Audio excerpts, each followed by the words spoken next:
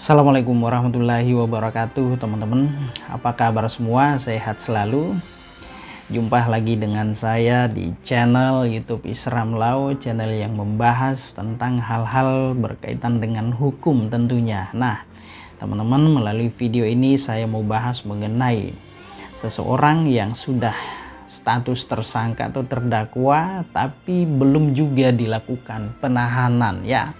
Nah oke, baik Bapak Ibu, untuk tahu jawabannya tonton terus video ini sampai selesai ya. Nah jadi mengenai seseorang misalkan sudah ditetapkan menjadi tersangka atau terdakwa tapi kok belum dilakukan penahanan juga terhadap dirinya, belum dimasukkan ke dalam sel, belum dimasukkan ke dalam penjara atau rutan. Nah kenapa demikian teman-teman ya? Nah baik, jadi di dalam hukum pidana ya tidak ada ketentuan secara jelas yang menyatakan bahwa setiap orang yang sudah menjadi tersangka ataupun terdakwa ini harus atau wajib dilakukan penahanan terhadap dirinya ya teman-teman ya. Kenapa begitu? Nah jadi di dalam KUHP ya, di dalam KUHP itu sendiri ya juga menerangkan mengenai tentang penangguhan penahanan ya. Penangguhan penahanan ini ya diatur di dalam pasal 31 ayat 1 KUHP, Kitab Undang-Undang Hukum Acara Pidana teman-teman ya. Nah jadi seorang tersangka atau terdakwa ketika dia mengajukan penangguhan penahanan, yang namanya permohonan itu bisa dikabulkan bisa tidak ya. Tapi misalkan permohonan penangguhannya dikabulkan atau direstui oleh penyidik ataukah penuntut umum ataukah hakim, maka dia harus dikeluarkan dari ya rutan teman-teman ya, dari penjara, dari sel untuk sementara waktu.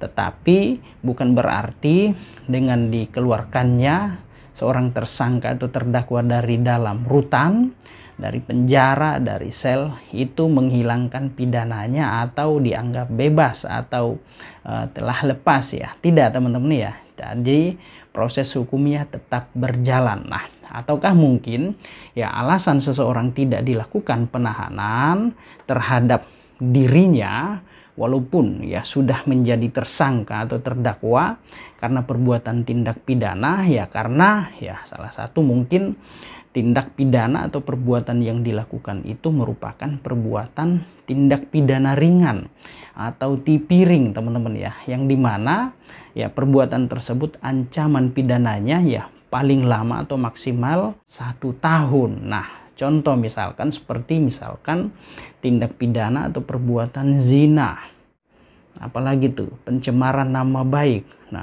dan juga ada seperti masuk pekarangan orang lain. Nah itu kemudian ya perbuatan-perbuatan diduga melakukan tindak pidana dan dikuatkan dengan bukti-bukti yang lain, unsurnya terpenuhi ya. Tetapi ya, apabila seseorang yang perbuatan tindak pidana yang dilakukan itu ya maksimal 3 bulan ataukah mungkin 1 tahun ya paling lama, maka tidak dilakukan penahanan terhadap diri seorang tersangka tersebut. Nah maka jangan heran loh kok orang tersebut masih di luar ya. Saya kan sudah buat laporan, kasusnya sudah naik tahap penyidikan, sudah menjadi tersangka, sudah didakwa, tapi tidak dilakukan penahanan terhadap diri orang tersebut. Padahal ya ini sudah jelas dia sudah melakukan tindak pidana. Maka dari itu yang saya sampaikan tadi teman-teman ya. Nah entah itu dia sudah dilakukan penahanan terhadap dirinya tetapi dia memohonkan yang namanya penangguhan penahanan ya, permohonan penangguhan penahanannya mungkin dikabulkan oleh Kasat Reskrim, penyidik, dari jaksa penuntut umum ataukah mungkin dari hakim ya, sehingga dia dikeluarkan dari rutan, dari penjara atau sel. Begitupun juga dengan perbuatan yang dilakukan misalkan seperti tindak pidana ringan ya. Karena tindak pidana ringan yang ancaman pidananya maksimal 1 tahun, maka tidak dilakukan penahanan terhadap diri tersangka tersebut. Nah Namun teman-teman ya, ada juga seseorang yang sudah ditetapkan menjadi tersangka ataupun terdakwa, ini langsung dilakukan penahanan terhadap dirinya ya.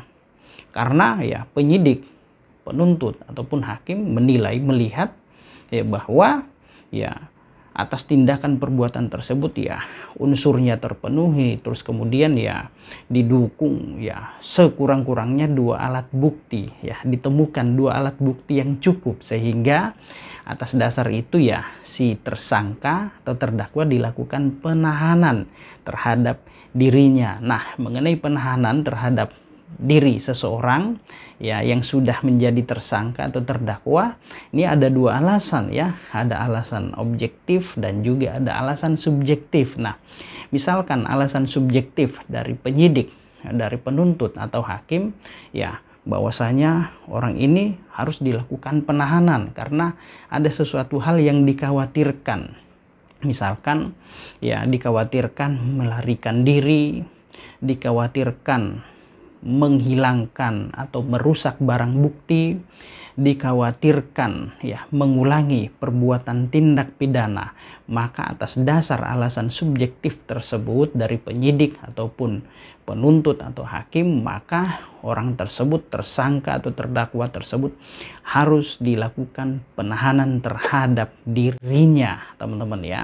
Nah, seperti itu Bapak Ibu, teman-teman ya. Kenapa kemudian seseorang dilakukan penahanan? Wah, setelah menjadi tersangka atau terdakwa, kenapa kemudian tidak dilakukan penahanan walaupun dia sudah menjadi tersangka atau terdakwa?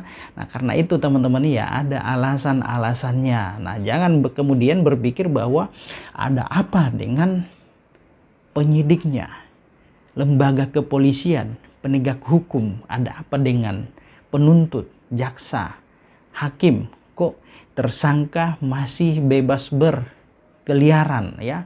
Bukankah sudah menjadi tersangka? Bukankah dia sudah disidangkan? Ya, kasusnya sudah diperiksa di pengadilan, sudah menjadi terdakwa. Kok masih saja dia tidak ditahan, misalkan di sel, di penjara atau di rutan? Nah, itu teman-teman ya yang saya terangkan tadi ya, bisa saja karena ya tindakan yang dia lakukan atau perbuatan pidana yang dia lakukan merupakan perbuatan yang masuk dalam kategori tindak pidana ringan yang ancaman pidananya maksimal atau paling lama 1 tahun. Nah, itu ya. Ataukah mungkin dia sudah dilakukan penahanan tetapi dia mengajukan penangguhan penahanan sehingga ya dikabulkan permohonan tersebut. Nah, dia dikeluarkan dari sel, misalkan dari jeruji besi. Namun ingat ya bukan berarti dengan tidak ditahannya, dikeluarkannya dari rutan, dari sel, bukan berarti ya proses hukumnya berhenti ya, ataukah mungkin kasusnya tidak dilanjutkan. Tidak begitu teman-teman ya, tetap akan diproses hukum sampai ada kepastian hukum. Nah, itu ya. Nah, nanti misalkan disidangkan sampai putus di pengadilan, nah tergantung dari yang mulia majelis hakim ya mau melakukan penahanan terhadap diri seorang tersangka atau terdakwa tersebut ataukah tetap di luar rutan sebagai tahanan kota ya, tahanan rumah. Nah, kira-kira seperti itu Bapak Ibu, teman-teman semua. Semoga apa yang saya sampaikan ini bermanfaat untuk kita semua. Demikian, salam keadilan.